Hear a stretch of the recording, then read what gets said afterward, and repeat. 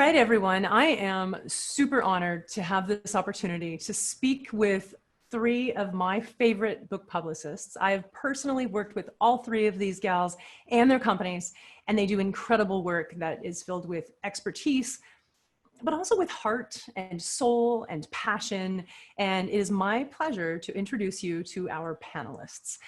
Marissa Eigenbrood is Vice President of Smith Publicity, working closely with all teams across her company.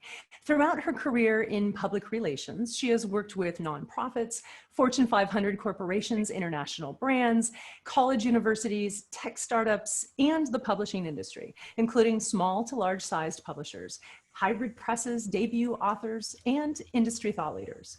She brings extensive knowledge of the public relations realm, as well as an organized and dedicated focus to all she does. And I know this personally.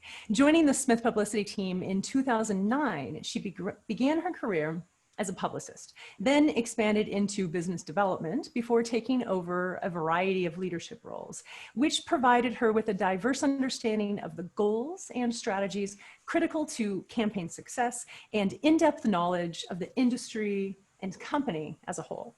Marissa holds a BA in communications with a minor in business management from Marist College and resides just outside of Philadelphia. Marika Flatt, also hired as a baby book publicist in 1997 upon graduating cum laude from Texas A&M University with a degree in communications. After taking over the management of that boutique literary firm in just a few short years, she and her husband, Doug, launched PR by the Book in 2002, capitalizing on her love of media and books. Marika is a connector by nature. She is a past president of Women Communicators of Austin. She serves as an expert for Independent Book Publishers Association, is listed on Twitter's Women in Publishing, and has served on the selection committee for the Texas Book Festival. She also serves on our board for San Diego Writers Festival as an advisory board member, and the committee for Women's Storybook Project based in Austin. Marika has been a regular speaker in the book industry since the late 90s for organizations such as Digital Book World, IBPA's Publishing University, Book Expo America, and Writers League of Texas, among others. In her spare time, Marika has been a travel writer for nearly 2 decades and serves as the travel editor for Texas Lifestyle magazine. Marika can be heard on the statewide NPR show Texas Standard, giving her weekend trip tips, and is a regular travel contributor on several TV stations around Texas. Marika is the proud parent of 3 teens, none of which love reading as much as she does. And finally, Tricia Hedman has worked in numerous publicity mediums, including crisis, product, and entertainment. Lastly, working as a photo publicist for CBS Network in Los Angeles before relocating to San Diego. It was there that she found she could combine her publicity experience with her love of books, working as a senior publicist in the San Diego office of Harcourt Trade Publishing for 5.5 years. In September 2006, Tricia launched her own literary publicity agency, Ollie Media. Her clients include authors from FSG, HarperCollins, Houghton Mifflin Harcourt, Knopf, Naval Institute Press, Rodale, Northwestern University Press, and University of New Mexico Press, as well as smaller presses and independent publishers as well. Tricia lives in San Diego, California with her husband, Mike, and her daughter, Olivia, by the way, who is the inspiration and namesake for her business. For further information, you can contact Tricia, and we'll give information about how to get in touch with her at the end, but it's olliemedia.com. So ladies, I see you're all here. How are you? Good. I am super excited about this panel, and I want to tell you I just came from another panel about Publishing 101 right before this, and a ton of the questions were about publicity. So it was the perfect transition, but it also tells us a lot that, you know, people, they don't really understand what publicity is. So what I'd like to do is I have a series of questions, and if everyone can just kind of raise your hand and let me know if you want to weigh in, and we'll just kind of go through and answer some of the questions they asked. And just to let our viewers know, we will leave time at the end for your questions. So go ahead and put them in the Facebook comments as you have them, and we'll collect them. We'll try and get to all of them at the end. So let's start with this question. What is the difference between marketing and publicity? Who wants to go first? Yeah. Yeah, go for it. I should just call on you guys. Marissa, you go first. You had your hand up first. You won. Sure. You know, that's a question we get so often with new authors who come to us, because I think that they're so interchangeable. They're so connected to one another. They're both really big pieces of the overall book launch puzzle that, you know, people need to put together for their book. And you know, I think the easiest way to think about it is we view book marketing as kind of direct to the reader, the efforts that you're putting forth that are directly connecting to the reader, the B2C, if you will, you know, efforts. With publicity, we're really thinking about building awareness through traditional media, and that's, you know, traditional media looks a whole lot different today than it did 10 years ago. But we're really thinking about using the media as a medium to build awareness about both an author and their book. So I think that's kind of the easiest way to describe the difference of the two when we're thinking about whether we're getting book review opportunities or interviews through the media, or if we're talking about maybe building someone's website, their web presence or social media presence from more of a marketing standpoint. And I have a follow-up question. Does Smith Publicity do marketing and traditional publicity? Yes. Or do you? Yeah, we do. Okay. Mm-hmm. Yeah, we do more full service execution with publicity. With marketing, we'll really do more consultative work. We do that with both authors and with presses, where we'll kind of look at, you know, what their current presence is online, what their kind of timeline is, if they're getting ready for their launch, always keeping certain marketing initiatives and publicity initiatives in mind, helping to build out their timeline for marketing and publicity in the pre-launch stages. So we don't get as in-depth into some of those important marketing tactics as I know you do, Jennifer, but we like to, you know, help with keeping all of those important publicity and marketing elements in mind, you know, along the timeline of a book's life. I like to think of what we do. So Monkey See Media, we design websites and marketing collateral. I like to think of us as like creating the foundation to pass them on to you ladies. Like once they have the website and their pieces, their brand in place, then they can reach out to you and you have something to really build upon. Would you agree with that? I think that's very true. Yeah. Do you want to go next, Tricia? Tell us, what is the difference between publicity and marketing? Yeah, I mean, I do more on the publicity side, but I do advise on the marketing side as far as what authors should do and maybe when to advertise or when to do a direct mailer, that kind of thing. But yeah, I would say, Jennifer, what you do is a lot of the components of what are brought in, you know, to market a book, which is really helpful. Like an author needs to have a good website and marketing collateral, postcard mailers, that kind of thing. So, yeah, I feel like just both cost, but they're costs that are funneled differently, you know, utilized differently. Thank you. Yeah, and I'd also like you to get into like literally what the difference is. So publicity being going to the media and getting, you know, you don't pay for publicity technically, right?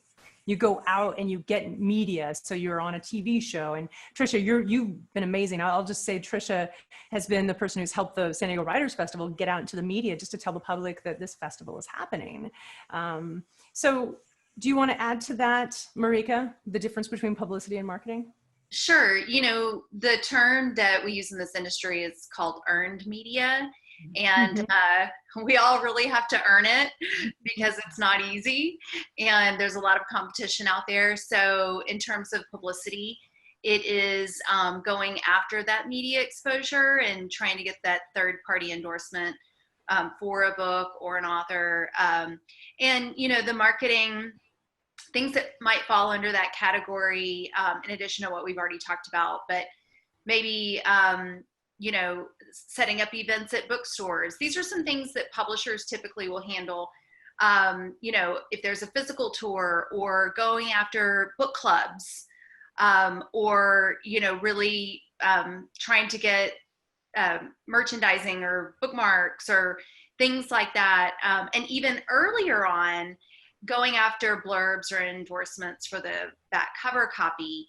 You know, those are a lot of things that I get asked about pretty often in terms of marketing efforts versus publicity. And I really just try to help authors understand that, you know, if it's going after a media outlet, that's what we spend the majority of our time on. Mm-hmm. Mm-hmm. You know, one of our questions, and I'm going to skip around just a little bit, is, you know, can you talk to people about pre-publication versus post-publication, and where you come into play, and what, you know, your jobs are collectively, and with pre and post-publication? Go ahead, Marissa, or Marika, we have you on screen. So yeah, well, one thing that I'll say, and it kind of segues from your earlier question, is that having those pieces in place, like a fantastic contemporary website, really strong social media platforms that are engaging, those types of things that already help to build up an author's credibility are really helpful to have in place prior to a publicist coming on board. You know, for PR by the Book, we have different types of campaigns for different timelines, because people come to us in all stages of the game. And, you know, we talk to people who are over a year away from their publication date. I also talk to people whose books are already out. And so, you know, we have a conversation early on to figure out what is the best fit for that author, because it definitely depends on where they're at in the timeline. So if they're early on, you know, they can take advantage of things like sending out advance review copies, which actually now, due to the pandemic, we're able to do that electronically to a lot of publications versus sending snail mail. So early on, you know, taking advantage of those things versus, you know, if they come in after the book is already out, internally, we refer to that as an experts campaign. And, you know, not everybody's a good fit for that, but if they are, we're really focusing on their expertise. What did they write about? What is their content about? You know, what problems are they offering solutions for? You know, how are they inspiring people or entertaining?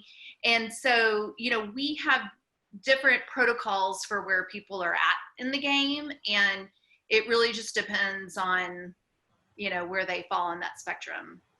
You know, one of the questions before I get you two in the last panel was, should a publicist talk to you while they're still writing their book? Like, at what point do they start engaging with potential publicists? Go ahead, Marika. Yeah, I mean, it's never too early to start thinking about a publicist, but I can tell you that it's very difficult for me to write a proposal for someone before I know when the book is coming out. If I don't have a publication date, I'm really just taking a stab in the dark in terms of how I'm going to create their timeline. And so, you know, I tell people it's fine to have those conversations and start that research. And, you know, we're not the best fit for everybody, and everybody's not the best fit for us. And so you really want to, you know, figure out where you want to land in terms of a publicist that you want to hire. And so you can do that early on, but in terms of getting a proposal, it definitely helps to have a publication date. So relationship building and research in advance. So Tricia, do you want to talk about pre-publication versus post-publication for your work? And are you able to work with both, or how does that work for you? Sure. You know, it was a little bit of a mind shift for me, because working for an in-house publisher, a traditional publisher, before there's an author coming in after their book is published is just weird, and like, you know, so when I became a freelance publicist, I really had to make that mind shift of, okay, how can I help this person who's coming in, you know, after their book is published? And that's very common. For me, it's really, I'll have authors come to me while they're still writing the book, and then I kind of turn into more of a consultant a little bit for them. I usually will talk about a timeline, what is the best timeline to have, lead time for, pre-pub reviews, that kind of thing. So to me, it's always a treat when an author comes to me like 6 or 8 months before their, book is publishing, because there's just so much more you can do, and it's fresh and you're bringing it out. Marika's thing about offering the author as an expert after the fact is really interesting. I hadn't thought about that, but that is a very good way to sort of promote an author if they're coming to you with their book, already in circulation, more or less. And so, pre-pub, you can just do a lot more with like long lead magazines. If it's women's fiction, you can, get it out to women's magazines, that kind of thing, and also just advance reviews. I usually, if they're coming in after the game, after their book is already published, then we focus more on, what is the hook for your book? What can we talk about? What is your voice? How can you be a resource for articles? An expert voice, like Marika was saying. You just kind of have to play it a little differently. And and hopefully you can get the momentum, going that way instead. Right. Yeah. Marissa, would you like to weigh in? Absolutely. Certainly at Smith, we're in the same boat. If we get to have that beautiful 6+ month before publication date timeline, not just to have the art conversations and everything, but just to make sure all of the other, I always say we're the last domino to fall with publicity. We want to make sure the rest of them are lined up and ready to go. So even if we can have conversations about what pieces of their marketing platform, their author platform might be missing at the time, direct them to the right resources to help them develop that's always great. But we do work with a lot of authors in all genres post-publication. I would say that nonfiction tends to be a bit easier to work with post-publication because of that expert commentary work you can do. We kind of refer to it as personality cultivation, or utilizing the book as a business card at that time. And we'll work with authors for years, sometimes beyond their publication date, to continue keeping their name and their thought leadership relevant within the media.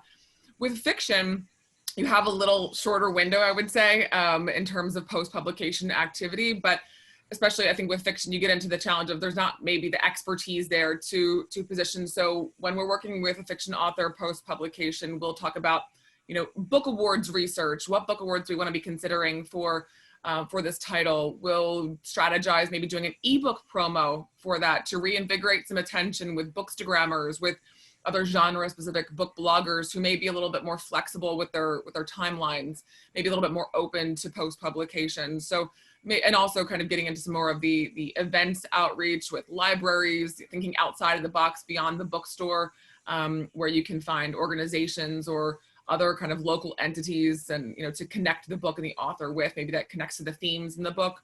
So there's definitely a lot you can still do if your book is out, but again, I think you have to just think outside of the traditional media book reviews opportunities, and start to explore other ways to build interest. Do you get involved with authors and kind of helping them develop that brand messaging that they're going to send out? Is that something that you do at Smith Publicity? We do, yeah. It definitely falls into more of a kind of consultative basis. We really like to look at what their overall presence is online, and to say, is this ready for the media? Is this ready for the eyes of their readers? Are they sending the same message on Instagram as they are on their website, as they might be on their Goodreads profile? And making sure all of those things are connected, or what pieces might be missing from their bio. I always love finding that nugget about someone's background that may not necessarily be in their bio, but that you can utilize to build engagement, build connection with new readers. And I think that's so critical today. I remember talking to a publisher a few years back, and they said, we'd rather have a good writer with a great platform versus a great writer with an okay platform. I mean, you have to have that presence. You have to be ready to be active as an author today. So we definitely like to provide that support wherever we can, and then bring in other experts where it might go beyond what we do day to day. Yeah. Yeah. And I know we worked a lot together on that, but that was actually going to be my next question is author platform, what is it? And, in terms of author platform, what does an author really critically need to have in place before you can help them? Go ahead, Marissa. We have you on screen. Great. Wonderful. I think that having a one-stop shop for your readers, for those who want to stay engaged with you, to find more information about you is really important.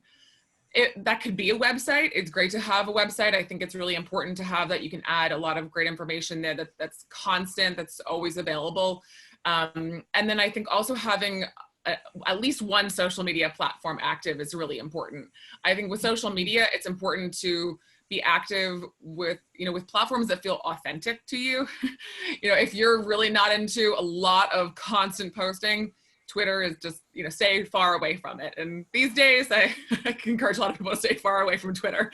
But seriously, I think that it's really important to, you only want to be active on a platform that you're going to be able to keep up with. And if you all of a sudden go silent and those who have engaged with you aren't able to stay engaged with you because you're not producing new content, you're not putting out new information, you're not commenting back with individuals, then they're going to leave. They're going to unlike your page and you're going to lose those followers. So I think, it's really important to have that place for a one-stop shop of information and a place where people can stay engaged with you, especially if you're planning more than one book. If you're planning a series, if you're planning to write more books, you've got to keep people engaged between your titles. So those are, I think, key pieces to an author's platform. Awesome. Thank you. Tricia, would you like to weigh in from author platform? One thing I wanted to say is, obviously the importance of social media and having those outlets. I have found when I'm pitching an author to like podcasts or, drive time radio, they want to know if the author has social media because those podcasts want you to then, promote them. So it's kind of a quid pro quo kind of thing. Mm-hmm. That you're having them on the show, but then please announce that, to the public. So that, having a really strong website to me is just a really good thing because so many people now, and I feel in media too, are just visual. I think they're happy sometimes if you just send them a link to their website instead of having to read a press release sort of thing. With media anymore, to me, it's kind of less is more. You just try to give them, nuggets to go with, and sort of a cheat sheet kind of thing is what I would consider it. But definitely. And then, consider, your social media channels, like Marissa was saying. I think if your book leads to a more younger reader, then I would go maybe the Instagram route, do more, focus your energy there than Facebook. I have a, 17-year-old daughter and she's like, Facebook, there's copy and text on Facebook, So you just have to really, if your readership, you think is older, then I think Facebook is great. And if your book is more visual, like a children's book kind of thing, I think Instagram is great for that too. So sort of think about where you'll get the most, bang for your buck with those social media channels. Yeah, this goes back to what I talked about earlier in branding, about knowing who your audience is and knowing where you are. And you don't have to be on every single platform, but you do need to be on the platform where your audience is already there. Get in that pond, join the conversation. Marika, what would you like to add with regard to platform and how important it is and what you look for when someone works with you? What I would say is that when we as publicists pitch our media friends, and we hook them on the line, so to speak. Once they're hooked, what they're going to want to do is go to the author's website, or they're going to want to go search where that person is on social media and see what their following is like. So, our pitches only take us so far if we get them hooked and then they go and they look at this website and it looks like it was from 1970. And do we even have websites in 1970? But I recently had an author come to us and the book was already out and the website was very dated and it had a lot of images on it that were very dated. And so I knew that to put our best foot forward, there needed to be an updated website. So of course I sent her to Jennifer at Monkey Seed Media. But you know, I just feel like those pieces are so important because yes, we have our relationships. Yes, we have our creativity. We all know how to be effective publicists, but we certainly don't want to be dead in the water after we work so hard to get somebody's attention and then our author isn't presenting themselves well online. Sure. So Professionally. yeah. And, you know, one thing that I will say related to that is that after being in publicity for so long, you know, you really realize that some steps are missed sometimes with authors, and especially with the rise of self-publishing. And so we created our Author to Influencer Accelerator program, which we launched back in January. And it takes people from preparation to platform building to looking at their product to planning and promotion, because people were skipping those steps. So now what we can do is help authors get educated on those steps where, you know, I always say I'm not the expert on all those different pieces, but I can bring them, you know, the content that they need and I interview my friends in the industry Awesome. who cover topics unrelated to publicity. But, you know, that's an important piece of the puzzle is making sure that authors are looking at this very holistically. Absolutely. Now, Let's talk. Go ahead, Marissa. I wanted to add one more piece that I think it's so important as authors to not forget as part of your platform, and it's your Amazon presence. Good point. Yeah, good point. Really, especially if you are independently published, if you're creating your own listing for your book, you know, really ensuring that your bio is on there, ensuring that you're really thinking about your categories behind the scenes, ensuring that you know your book description is really robust and gives that great glimpse into what someone's going to get from the book.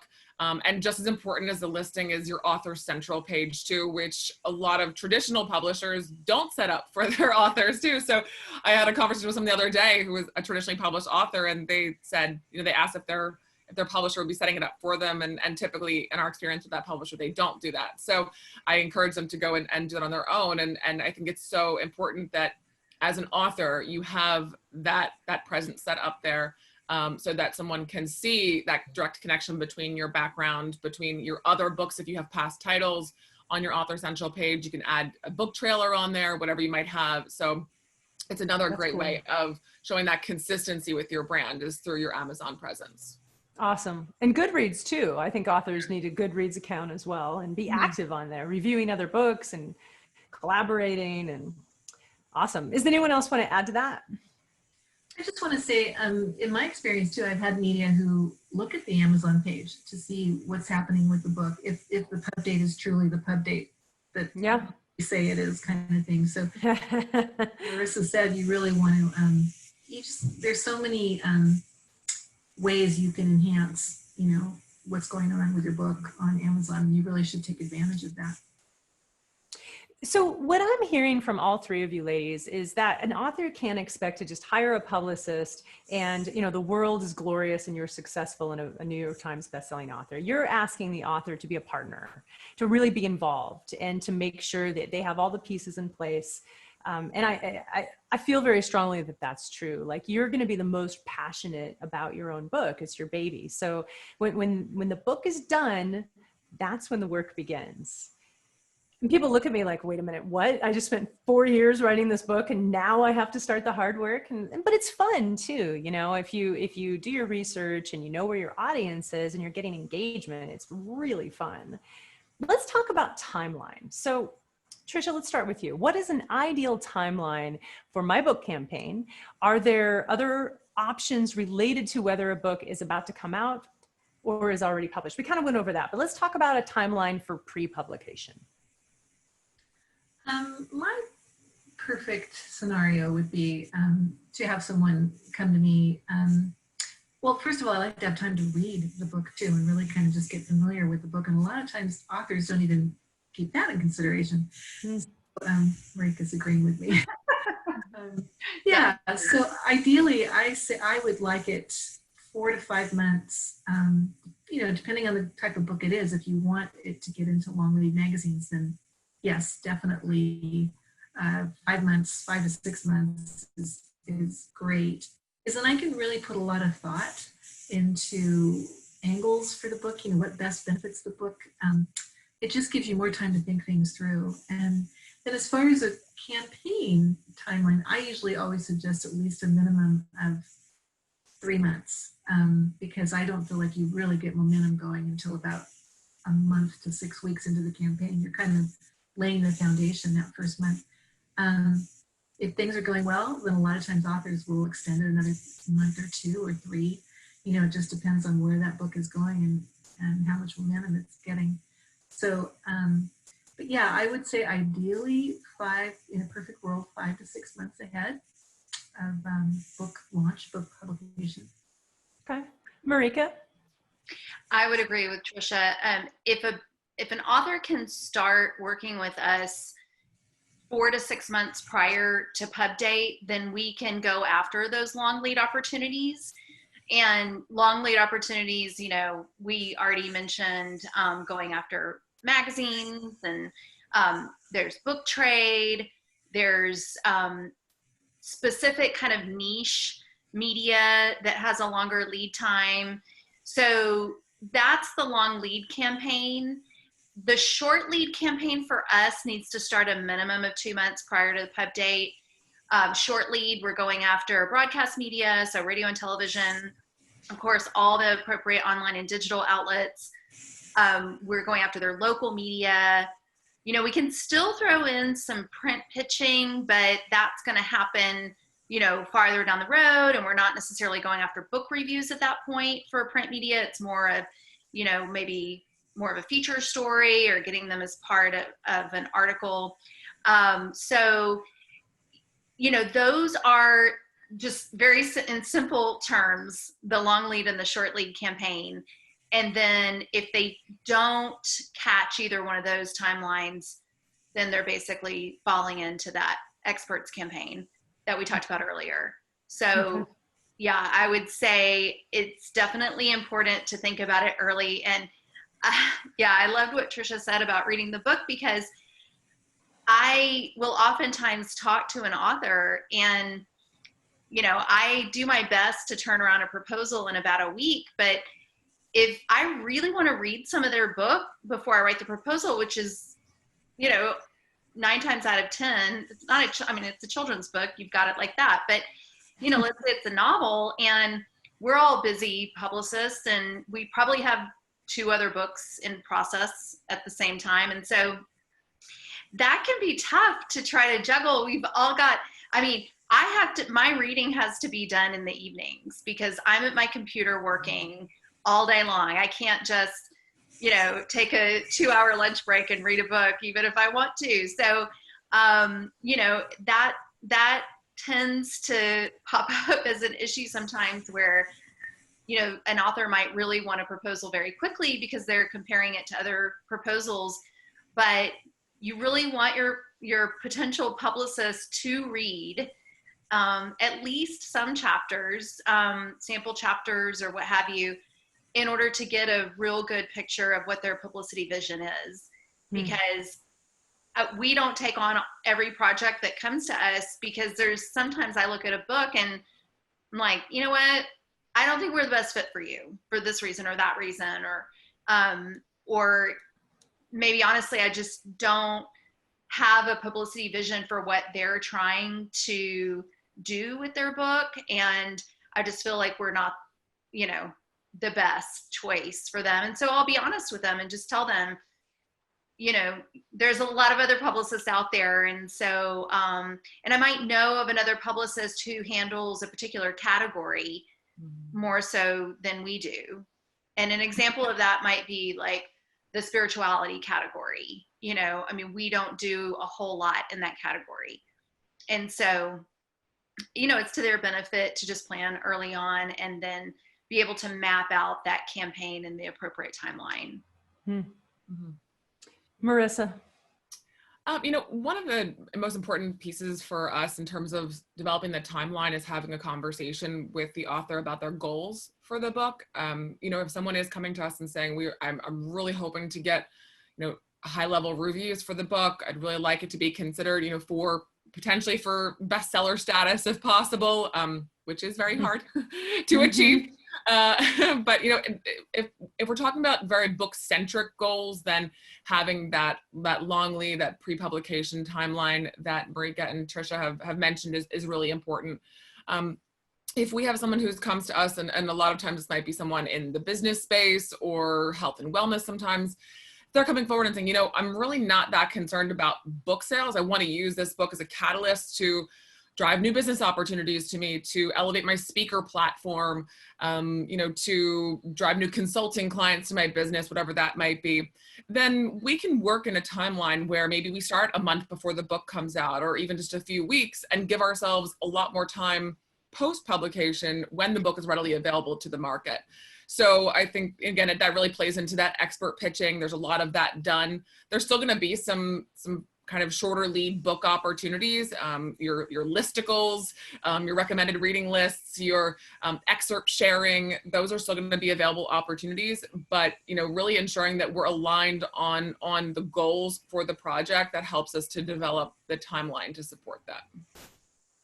It's interesting. I send clients to all three of you, and all of you have turned down projects that I've sent you. And I find that, interesting. Because it wasn't a good fit, or you didn't see it working into your typical channels, or for whatever reason. And I admire that. I admire the fact that each one of you reads the book, you want time, you want to put together a plan that's going to work because it's your reputation on the line. And I would encourage our readers to really look into who you're hiring when you're looking for a publicist, because there's a lot of companies out there, and finding a good one, get references, talk to other authors, and join organizations like IBPA and Publishers and Writers of San Diego, and find out who they've used and their experiences, as an aside. Let's talk about cost. So, everyone wants to know, how much is a publicist going to cost me? So Marissa, I see we have you on screen. So why don't you start? Oh, it's a loaded question. It really is. I know it's terrible. But it's an important one, because again, it can so greatly range, as we've talked about, different timelines, different campaign lengths. At Smith, sometimes we'll execute a campaign that's 6 weeks over 8 weeks. It's a short time frame, but we're able to focus on certain media that has a quicker turnaround. And with I would say it kind of can range at Smith Publicity anywhere from ideally, I would say a $6,000 investment minimum is ideal. But if we're getting into a longer lead campaign, that can be somewhere in the probably $12,000 to $20,000 range, depending on if we're adding in layers of marketing consultation at all, or what other kind of incentive ideas we're exploring, if we're wanting to add in any kind of unique press kits or things like that for unboxings, and what the YouTubers and the booktubers are doing. So there's a lot of different factors that can add into that, but I would say those are some kind of baseline numbers that we look to with our shorter versus longer term campaigns. Awesome. Tricia, what about you? Yeah, it really does vary. And I'll have authors who will email me and give me like 2 sentences of what their book is about, and then ask for cost. Oh boy. A little more than that. It really does vary, and that's sometimes the author will just come to me and say, my budget is this. Mm-hmm. So for that amount, what can you do? And then I sort of just say, okay, maybe just a radio campaign, podcast and radio campaign is what's going to benefit you based on, the topic of your book and that sort of thing.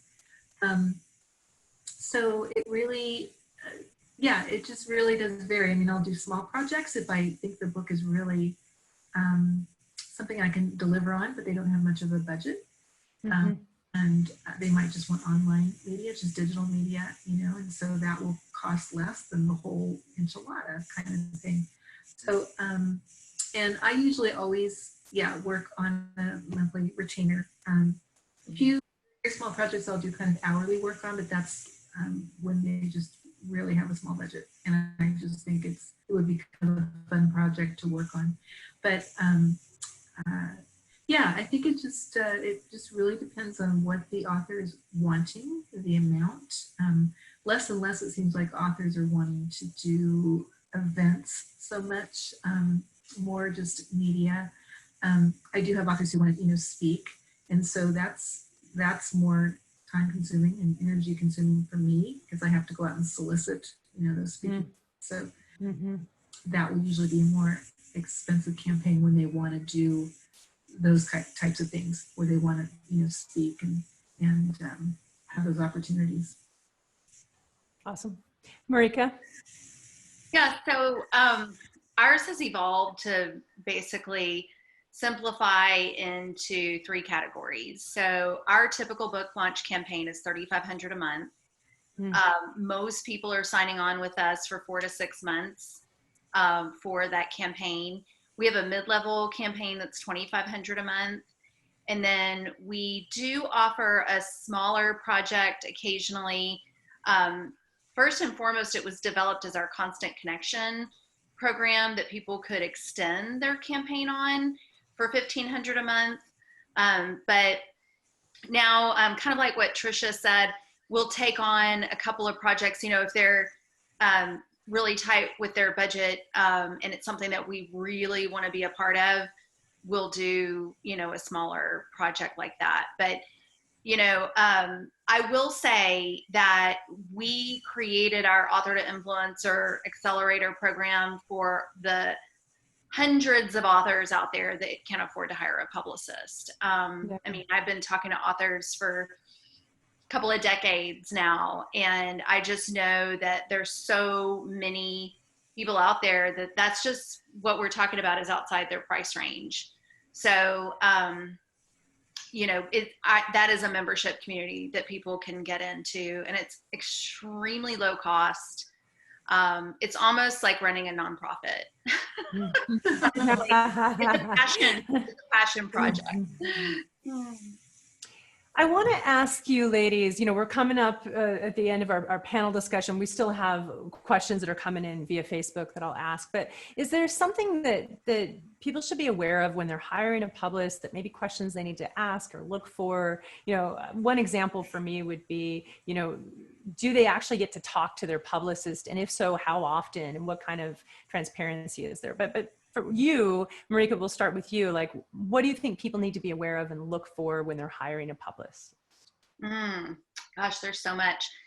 I think a personal interest in the topic is always good. Having had campaigns previously that fall in that genre where you can really capitalize on your media relationships is always helpful.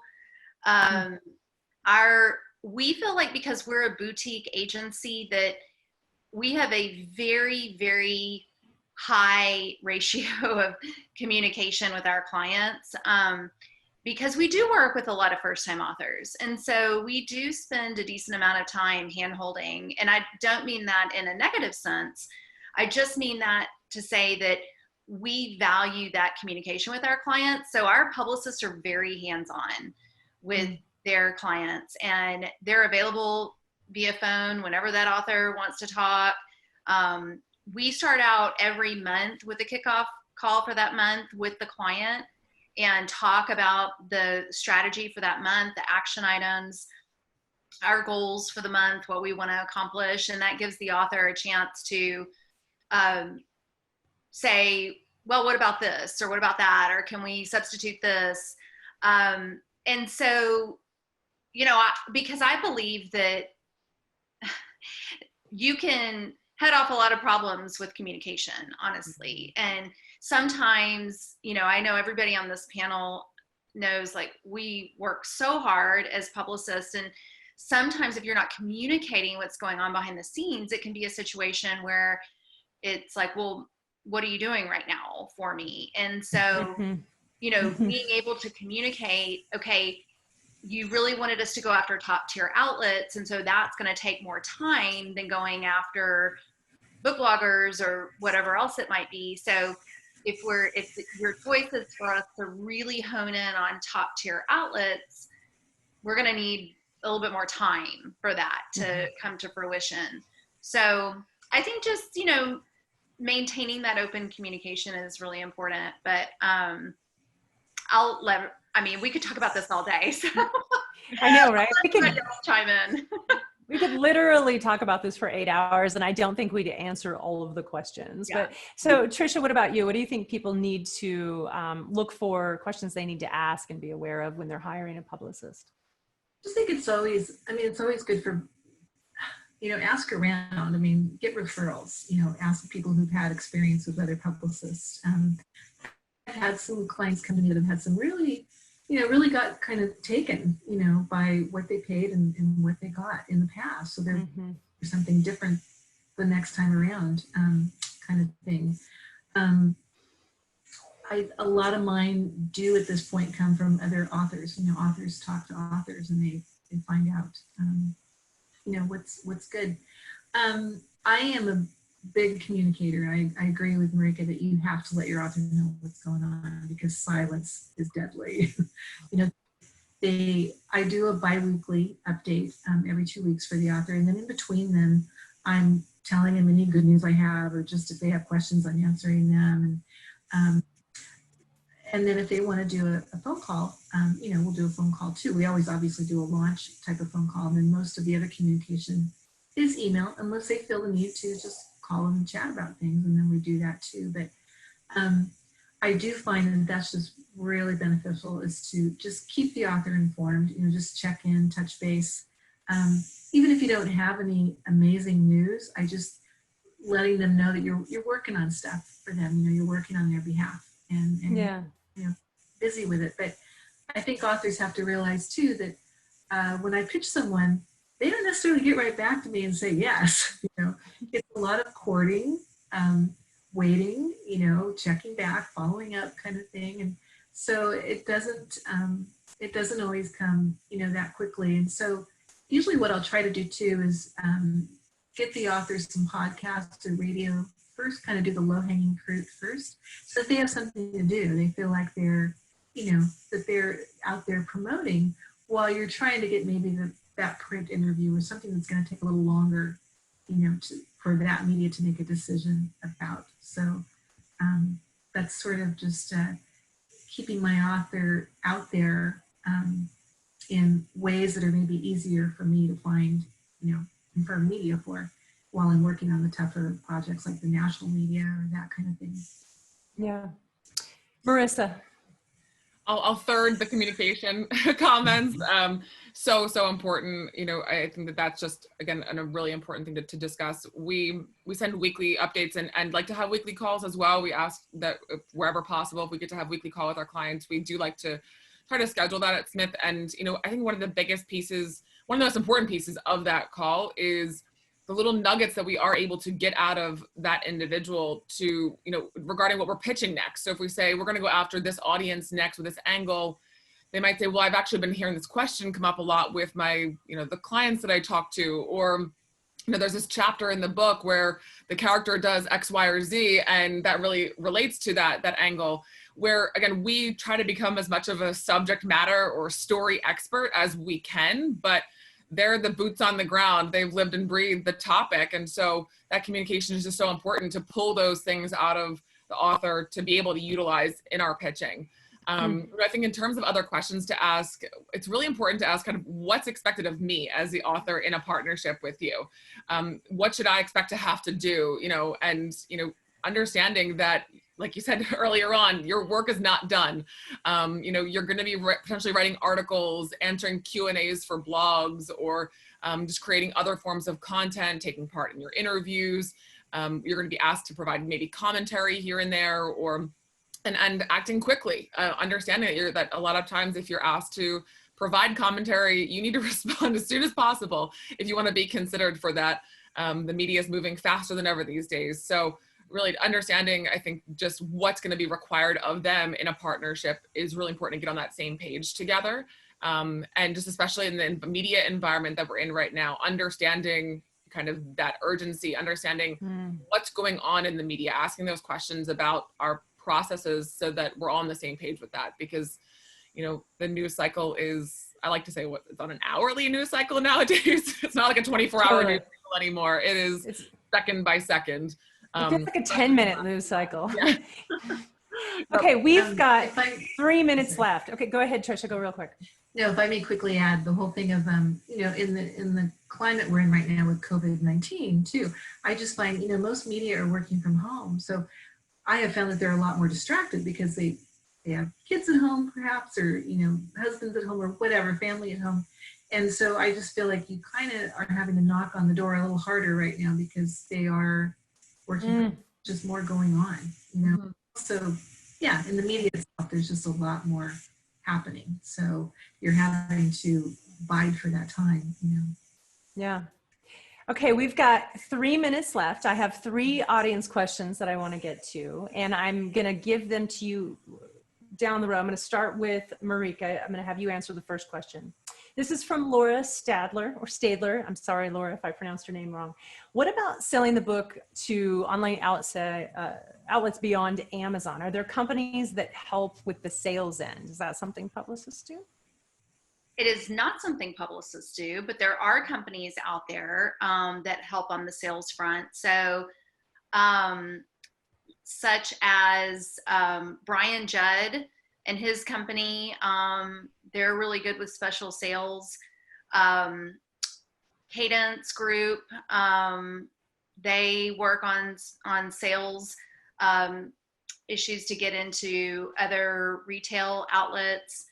And I'm sure the other publicists know, but yeah, we don't really get involved in terms of That's retail. more marketing. Yeah. Well, I would like to say though to Laura, I mean, when you get a publicist, you are getting visibility for your book. And I know this came up in Brooke Warner in the last panel on publishing. Like, you need a publicist to get visibility so people are asking for your book. So the publicists drive those sales, but they don't directly go after those sales, right? Mm-hmm. Is that right, Marika? Right. Because, you know, we always say, if you're not doing publicity, your book is just sitting on the shelf, so to speak. That used to be the case. I've been saying that for 2 decades. So, I mean, that was back in like Barnes & Noble days, but now it still sits on the proverbial online shelf if you're not doing publicity. So you've got to have that media exposure pushing the consumer interest. Yep, absolutely. All right, Tricia, this next question is from Shelley Burbank. She's an author. What would be the minimum number of followers on social we would aim for prior to publishing? Boy, someone else might chime in on that, because I don't really, that's not. Marissa, do you want to? Yeah, let's, I'm going to throw it to Marissa. Okay. Yeah. Well, you know, I think that when it comes to numbers, you know, they need to be authentic numbers. You don't want to be kind of buying your numbers. There are ways you can buy your follower numbers on social media. So, you know, really ensuring that those are authentic followers, that they're people who are staying engaged with you is really important. I think that I'd rather have 100 really great connections than 1,500 individuals that are kind of coming in and out of your platform all the time. There are certain podcasts that will only they'll only take on guests if they have over 10,000 Twitter followers or certain numbers along those lines. So I think we're running up against that less and less. I think that Twitter held a lot more power for a long time in terms of followership. And now, or, you know, I think different shows and different opportunities are seeing that, you know, if you're a business author, maybe having more of a LinkedIn presence is more important. So I think that it's not just the followers that you have, but it's the engagement of those followers. So, you know, I think that ideally you want to have a couple hundred. That would be great. You know, not just having 60 or something like that. It's good to, you know, work on building those up, you know, into at least the 3-digit numbers. But I do think that engagement with those numbers is most important, and really showing that you're active and you're keeping those people interested. Awesome. And Tricia, actually this last question is perfect for you, because you coming from the traditional world. This is from Audrey Waltz. If an author publishes through a traditional publisher, would she need to hire a publicist, or do traditional publishers do that for you?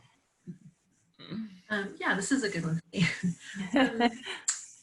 Yes, I mean, it depends on how large your publisher is. is. Most of them do have an in-house marketing, department with in-house publicists. Those publicists, however, are working on 4 to 5 titles at a time, and there's more coming down the pike. So you're working on each book for maybe 3 months, and you're having to move on to the next book. So a lot of times I would recommend that, if you don't feel like your publicist has the time to really give you the attention you need, you might want to, especially if there's certain areas that you feel that publicist is kind of missing on, you might in tandem hire a publicist to help with that campaign, and maybe just focus on certain things that you feel that there's holes in with the, the traditional publicist, the in-house publicist. When I was an in-house publicist, it was always kind of nice if the author hired another publicist, and then we kind of worked together and would stay in touch, and I would send them the update as well so that they would know what I'm working on, and so there weren't overlaps. But if you have the budget to do that, sure. Or maybe hire, a lot of times I'm hired, and I'm sure the other women are too, I'm hired after that traditional publishing campaign. They just felt like they want to keep it going on and maybe do other things that they didn't do during that, timeline with the traditional publicist. So it cannot hurt, I would say. It can only enhance. Yeah. Awesome. You ladies have been wonderful. I'm so honored to be able to moderate this panel and get all of your wealth and knowledge out to our viewers. I'd like you to tell our viewers how they can get in touch with you. Marika, go first. Yeah, and I did want to say that for all of us, we all care about this. Tomorrow is National Book Lovers Day. So on your social media. So we are at prbythebook.com. And also author-to-influencer.com. So either one of those will get you to us. Awesome. Thank you. And Tricia, how can people find you? Ollie Media is my website, olliemedia.com. So that's OLLIE media.com. And you can find my contact information there. I'm based here in San Diego, California. Awesome. Thank you. And Marissa. Sure. You can find us at smithpublicity.com and also on pretty much all social media platforms. And I highly encourage you to sign up for our newsletter as well. We share a lot of great resources once a month through our blog, our podcast as well. So there's a lot of great ways to stay connected to all of us at Smith, and my information's within there as well too. So feel free to reach out. Awesome. Thank you, ladies, so much. And I do encourage all of you viewers out there, follow these ladies on social media, check out what they're doing and what they're putting out there and get to know them. I think having a publicist is a really important piece in your book plan, and choosing someone who's really going to mesh with you is good. So go follow them on social, check them out, see what they're all about, and make sure you hire the right person for you.